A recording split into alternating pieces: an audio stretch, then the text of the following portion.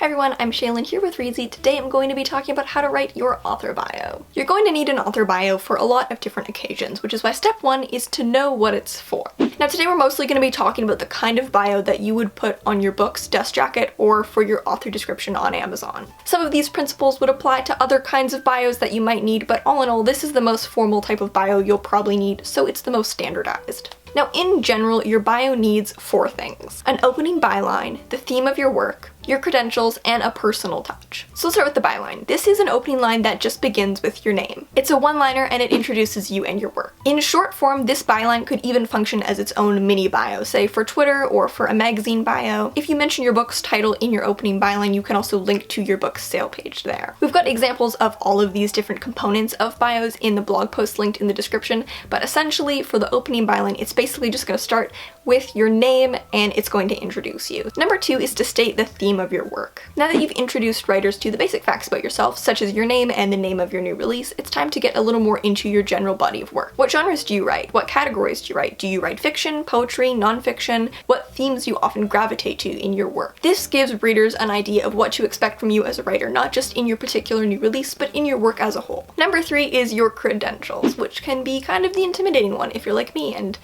you're 22. If you have a longer list of credentials, don't list them all. Just list the most important ones or the ones that are most applicable to this particular bio. So for example, if you're releasing a new poetry book but you also write nonfiction, maybe list the awards or past publications that you've done for poetry, not your credentials for nonfiction. You also want to list the most important. So if you were shortlisted for the Pulitzer, that might be more important than that poetry contest that you won when you were 15. Your credentials can also include personal areas of expertise outside of writing awards you might have won. For example, if you're an astrophysicist writing sci-fi. If you don't really have specific credentials yet, which could be the case for a lot of first-time writers, or if it's your first publication, you can just talk about how long you've been writing and include a little insight into your personal writing journey, such as mentioning that you started writing when you were 8 or something like that. And finally is to add a personal touch. Adding some personality makes you feel more like a relatable person. You could talk about where you're from, or if you have an interesting hobby or lifestyle, you could mention that. If you live in a yurt in the woods with a flock of goats, that would be a great one to mention. If you write humor especially, it's great to include a humorous touch or a humorous fact. So those are the basics of what you need to include, but here are a few tips to keep in mind when assembling your bio. First of all is keep it short. Under 300 words with only relevant information. Number 2, use your unique style. Consider both your personality and your style of work. You want your bio to reflect not only who you are as a person, but also your type of work. That's why it's great for authors with more humorous or satirical work to have funnier bios.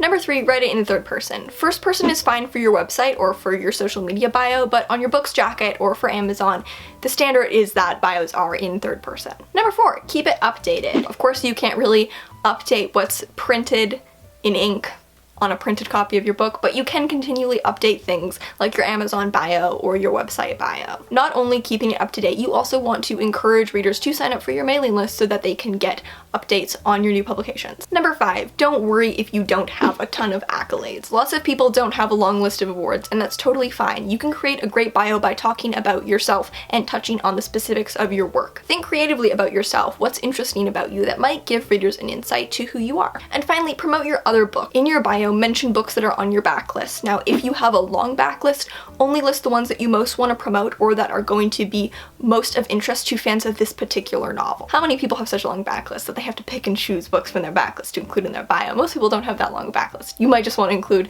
everything you've written if you only have a couple books out. So those are the general steps to writing an author bio. Thank you so much for watching. If you want to read more on this topic, or if you want to see specific examples of all the different components in the author bio, you can check out the links that I will leave linked in the description. Thanks so much for watching, and remember to subscribe for new writing, editing, and publishing videos every Tuesday and Friday.